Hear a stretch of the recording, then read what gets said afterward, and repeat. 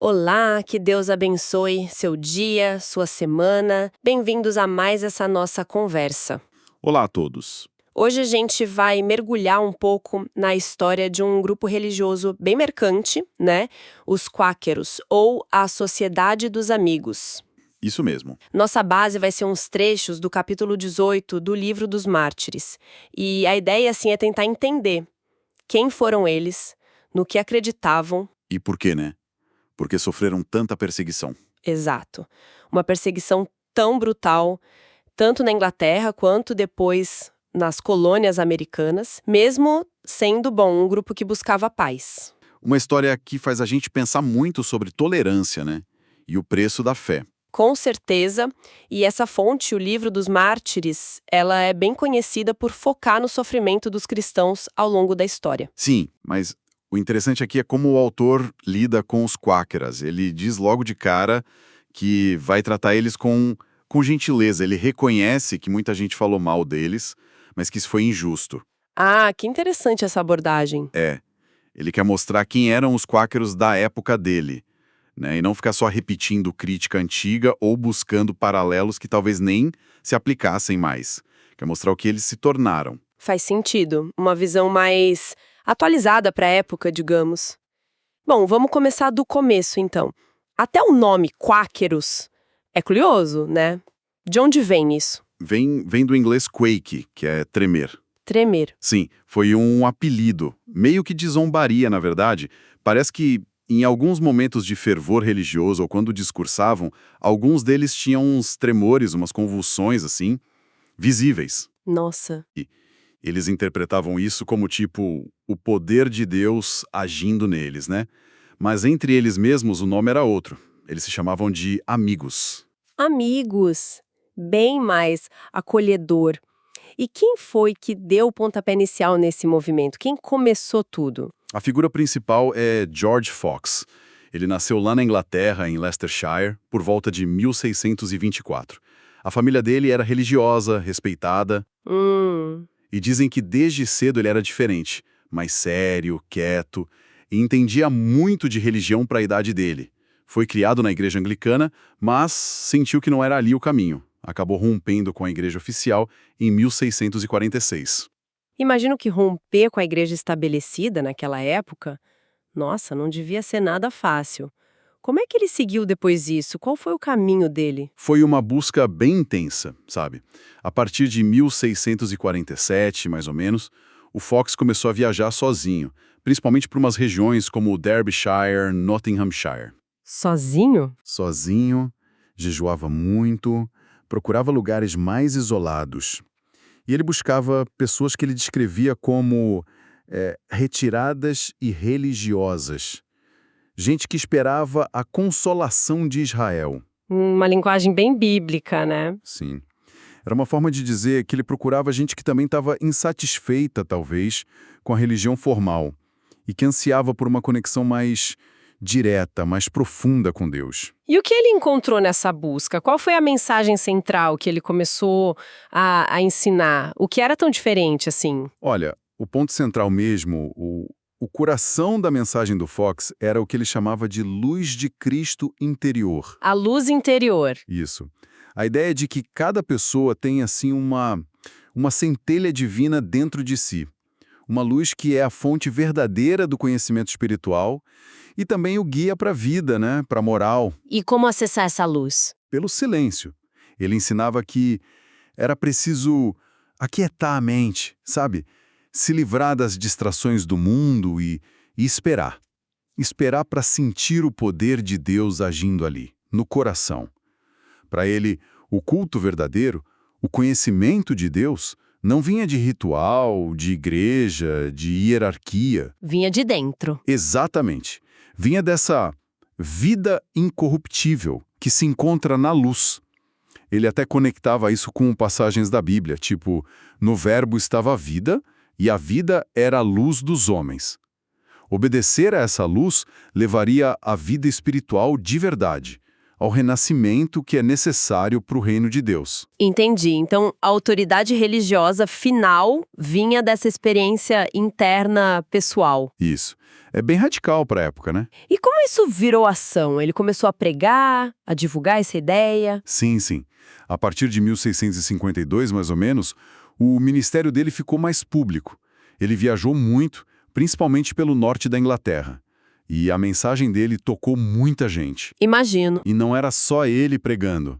Ele enviava outros ministros, pessoas que sentiam esse mesmo chamado interior para irem tipo em mercados, feiras, até na porta das igrejas mesmo, chamando o pessoal para o arrependimento e para buscar essa luz interior como guia. E aí, imagino que a coisa começa a complicar de verdade, né? Porque essa fé tão interna levou a práticas externas que batiam de frente com as normas da Inglaterra do século XVII. Exatamente. Aí que o conflito estoura. A fonte que a gente está usando lista várias dessas práticas que viraram tipo assim a marca registrada dos quáqueros e que geraram muito atrito. Tipo o quê, por exemplo? Várias coisas. Primeiro, não tirar o chapéu para ninguém. Não importava se era nobre, juiz, autoridade, nada. Isso era um tapa na cara da hierarquia da época. Nossa, que afronta devia ser. Total. E também usar tu para todo mundo, sempre o nome de tratamento especial para ninguém. De novo, uma ideia de igualdade radical. Certo. Eles também não ficavam dando bom dia, boa noite. Talvez achassem formalidade vazia, né? Não se ajoelhavam para autoridade nenhuma. Se vestiam de forma super simples, homens e mulheres, rejeitando a moda. Tudo muito diferente do padrão. Muito. Recusavam título tipo mestre, senhor. E um ponto crucial, que deu muito problema. A recusa total em fazer qualquer tipo de juramento. Qualquer um. Eles se baseavam direto na ordem de Jesus lá em Mateus, né? Não jureis de modo algum. Essa questão do juramento parece que foi explosiva mesmo. Por que era tão importante assim jurar? Olha, a gente precisa entender o peso que o juramento tinha naquela sociedade. Não era só palavra, sabe? Era a base de tudo. Da lei, da ordem social. Você jurava lealdade ao rei, testemunhava no tribunal sob juramento, assumia cargo público, tudo com juramento. Ah, entendi. Então, recusar o juramento não era visto só como uma esquisitice religiosa. Era quase um ato de traição, de subversão. Parecia que eles estavam minando o próprio governo, a justiça. Mas para eles, para os quáqueros, era simples. A palavra deles tinha que bastar. Jurar era desobedecer a Cristo. E tinha a ver com a honra também, né? Exato. Eles viam essa coisa da honra, do mundo títulos, reverência, tirar o chapéu como algo a ser rejeitado. Para eles, a honra que importava era a que vem de Deus. Eles até citavam a Bíblia para isso, tipo João 5,44. Faz todo sentido do ponto de vista deles, mas dá para entender porque as autoridades ficaram... Furiosas, exatamente. O que para eles era obediência a Deus, para o governo era quase uma rebelião. Não é surpresa que a reação foi violenta logo de cara. E como foi essa reação inicial? O que a fonte diz? Foi pesado. O texto descreve os ministros quáqueres sendo presos direto, colocados em cepos, aquele instrumento de tortura e humilhação pública, né?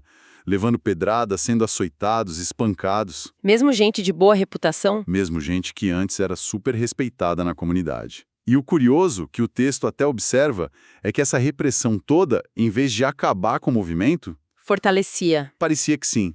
Aumentava o fervor deles e acabava atraindo mais gente. Inclusive gente importante, tipo magistrados. Lá por 1654, eles já tinham reunião separada em Londres e o movimento não parava de crescer, mesmo com toda essa perseguição em cima. E durante o governo do Oliver Cromwell, na Commonwealth, como foi? Ele era puritano, né? Era. Mas a perseguição continuou. Só que com desculpas mais legais. A recusa do juramento era a principal, claro. Mas eles também eram multados por não pagar dízimo para a igreja anglicana, por fazerem as reuniões deles em lugar público ou por perturbar as reuniões oficiais, às vezes só por estarem lá perto ou pregando do lado de fora. Alguns foram até açoitados como se fossem vagabundos, sabe? Uma acusação fácil para quem era considerado desordeiro. E aí veio a restauração da monarquia, em 1660. Charles II assumiu, Melhorou alguma coisa? Piorou. Logo depois da restauração, teve uma pequena revolta em Londres, de um grupo radical lá, os Homens da Quinta Monarquia. Os quáqueros não tinham nada, absolutamente nada a ver com isso, eles eram pacifistas. Claro. Mas o governo usou a revolta como desculpa para proibir toda e qualquer reunião religiosa fora da igreja anglicana. Isso pegou os quáqueros em cheiro. Nossa. E o que eles fizeram? Escreveram logo para o rei Charles II, protestaram, disseram que eram inocentes, que eram pacifistas, pediram para parar com a repressão às reuniões e para soltar centenas deles que estavam presos. A carta fala em números chocantes, tipo 400 só em Londres, mais de 1000 no resto do país. E o rei? Respondeu... Deu alguma esperança? No começo até pareceu que sim. Os quáqueros publicaram uma declaração de inocência, oficial em 1660, para deixar bem claro que não tinham nada a ver com conspiração ou violência.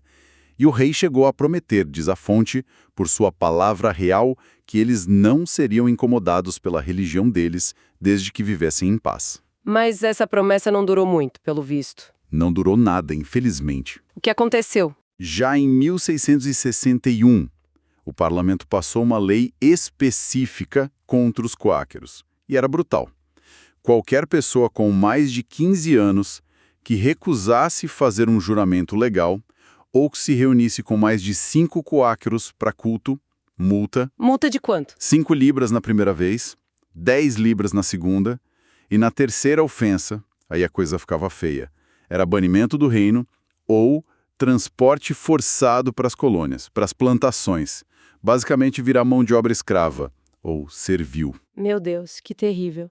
E essa lei pegou, qual foi o impacto? Foi devastador.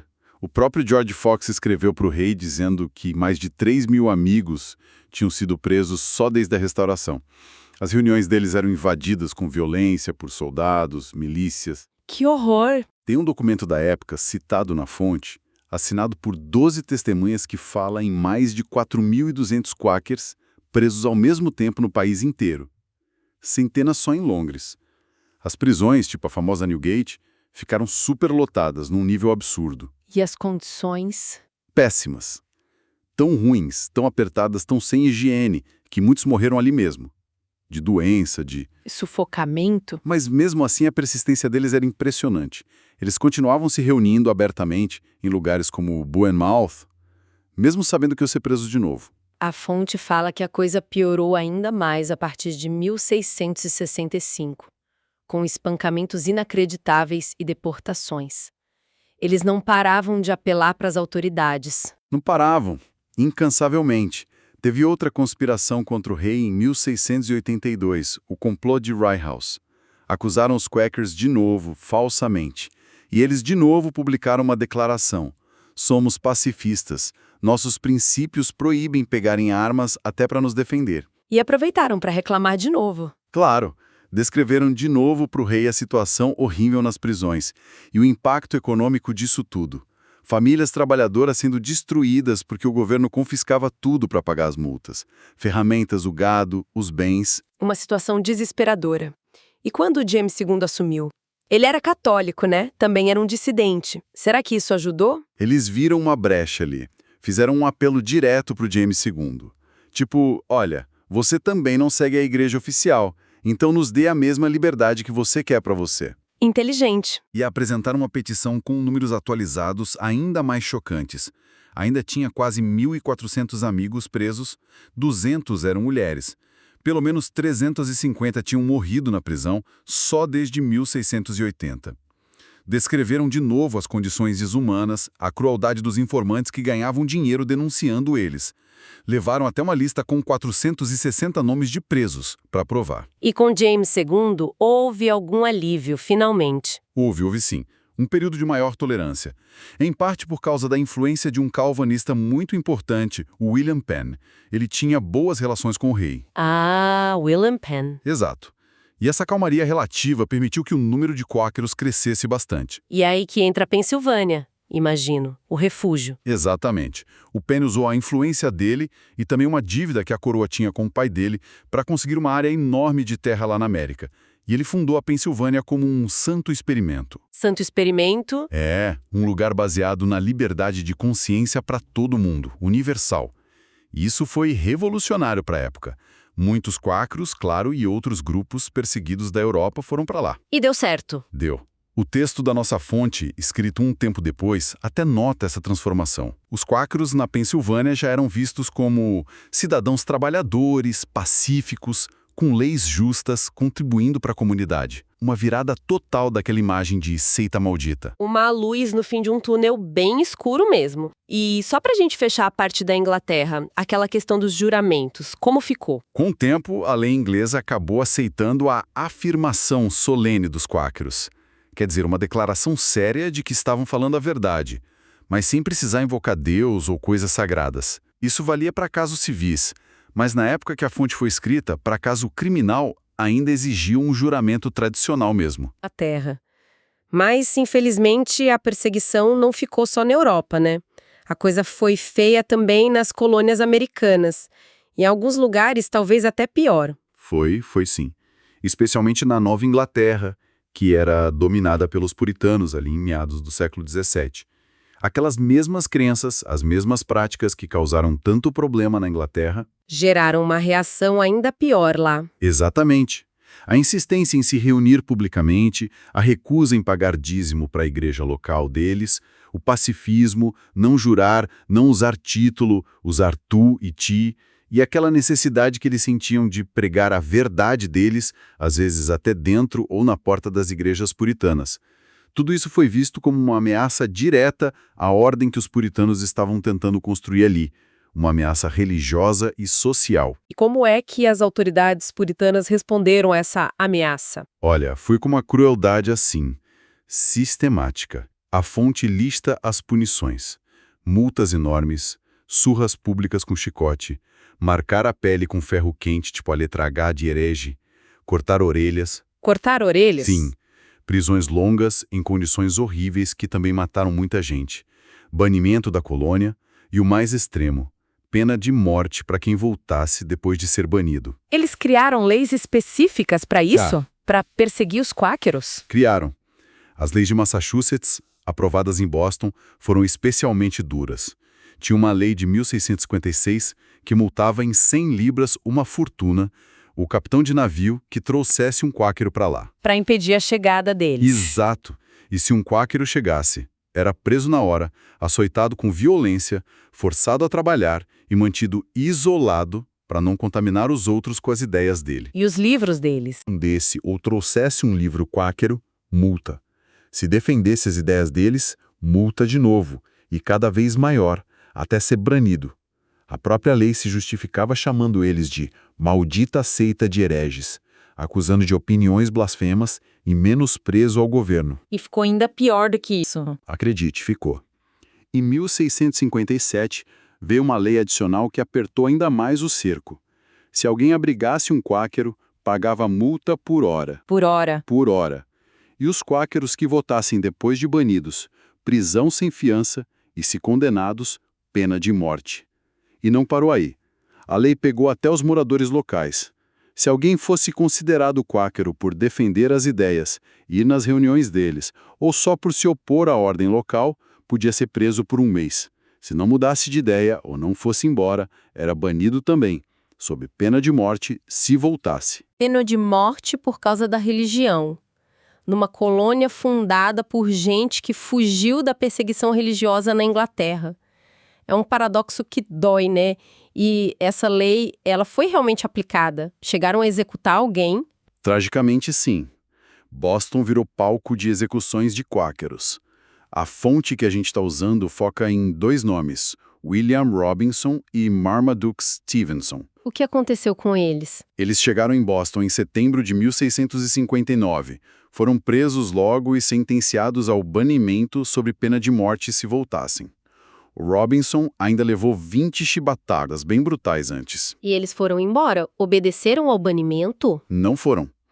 Eles sentiram, assim, por questão de consciência mesmo, que Deus queria que eles ficassem ali. que eles tinham que testemunhar a fé deles, mesmo sabendo o risco que corriam. Foram visitar outros amigos em Salem, mas logo foram presos de novo em Boston. E tinha mais alguém com eles? Tinha uma mulher, Mary Dyer. Ela também tinha sido banida antes, mas voltou para Boston na mesma época e foi presa junto com eles. E o que aconteceu com os três, Robinson, Stevenson e Dyer? Em outubro de 1659, eles foram levados a julgamento. O governador era o John Endicott. A descrição do julgamento na fonte é de arrepiar. O Endicott basicamente falou para eles, olha, a gente fez leis para manter vocês longe. Vocês já foram açoitados, presos, tiveram orelha cortada, foram banidos sob pena de morte. Mas vocês insistem em voltar. A gente não quer matar vocês, mas vocês estão nos forçando a isso. Que terrível! E ele o sentenciou? Sentenciou. Ali mesmo, pronunciou a sentença de morte para William Robinson, Marmaduke Stevenson e Mary Dyer. Eles foram enforcados em Boston Common. A Mary Dyer ainda teve um adiamento na primeira vez, foi banida de novo, mas voltou no ano seguinte e aí sim foi executada. Que história pesada. É muito difícil ouvir isso. E como a própria fonte, o Livro dos Mártires, lida com essa contradição toda? Os puritanos, os pais peregrinos que foram para a América buscando liberdade para eles, acabaram negando para os outros de forma tão cruel. É um ponto interessante.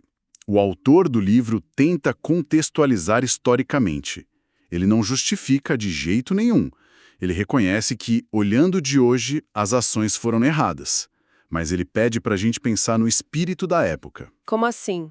Ele argumenta que a intolerância religiosa era a regra, não a exceção, em quase toda a Europa cristã no século XVII. A ideia de que o governo tinha o direito, e até o dever, de controlar a religião e reprimir o que considerava heresia era super comum. Até pensadores famosos apoiavam isso. Então, a visão da fonte é que não foi uma maldade só dos puritanos de Massachusetts, mas um erro da época toda. É essa linha de argumentação que o texto apresenta. O autor sugere que julgar eles só pelos nossos padrões de hoje, sem considerar esse contexto, seria anacrônico. Seria cobrar deles uma tolerância que ainda não existia de forma geral. Ele até diz que a falha era da época, e que apesar dessa mancha horrível na história deles, os puritanos em outras coisas, como direitos de consciência e organização social, estavam até avançados para a sua idade. E que, ironicamente, as lutas deles também ajudaram a formar as ideias de liberdade que vieram depois. É importante a gente frisar que essa é a análise da fonte, né? Uma tentativa de entender o contexto sem jamais justificar ou minimizar a crueldade do que aconteceu. É um debate complicado esse, de como a gente interpreta o passado. Sem dúvida. É um convite para a gente refletir sobre como a história é contada e como a gente a entende, né? Com certeza. Bom, fizemos uma jornada longa e intensa aqui. Vamos tentar amarrar os pontos principais? A gente viu os quáqueros surgindo lá com George Fox, com essa ideia bem forte da luz interior como guia principal. Isso. Vimos como as práticas deles que vinham dessa fé, não jurar, não usar títulos, não tirar chapéu, a simplicidade, colocaram eles em choque direto com as autoridades, tanto na Inglaterra quanto na América. Um choque muito violento. Exato, e o resultado foram décadas de perseguição terrível, prisão em massa, violência física, tomar os bens deles, banimento e até pena de morte. Mas, por outro lado, a gente viu também uma resiliência impressionante. Uma força incrível, né? Sim, um compromisso firme com o pacifismo e com as crenças deles, que, no fim das contas, levou à conquista de direitos e à criação de lugares de liberdade como a Pensilvânia. E o que a gente tira disso tudo, olhando para trás? Acho que a história dos quáqueros é um exemplo muito forte da luta pela liberdade de consciência. Mostra, de um jeito bem cru, os perigos que grupos minoritários enfrentam quando desafiam o poder estabelecido. Mas mostra também a força da convicção, né? Exatamente. A força da convicção e a capacidade que as pessoas têm de resistir à opressão por aquilo em que acreditam. É uma história que conversa com os debates sobre tolerância e direitos humanos até hoje. Uma história de muito sofrimento, sem dúvida, mas também de uma persistência que acabou mudando o rumo das coisas, né? Na religião e na sociedade. Precisamente. O que talvez nos deixe com uma pergunta para levar para casa, para refletir um pouco. Qual seria? Pensando nessa trajetória toda dos quáqueros, de serem vistos como uma maldita seita de hereges, até se tornarem cidadãos respeitados, pioneiros da liberdade religiosa. O que essa transformação toda ensina para a gente sobre a própria tolerância? Como é que a visão sobre um grupo pode mudar tanto assim? E quais são os riscos que a gente corre quando julga a fé ou as práticas dos outros só com base nos medos, nas normas ou nas certezas da nossa própria época, do nosso próprio grupo? Uma reflexão muito importante mesmo. Bom, essa foi a nossa análise de hoje, baseada nesses trechos do Livro dos Mártires. Em breve a gente volta para explorar mais histórias e reflexões desse livro tão marcante. Fica o convite para continuarem nos acompanhando. E para encerrar por hoje, que Deus abençoe todos os ouvintes.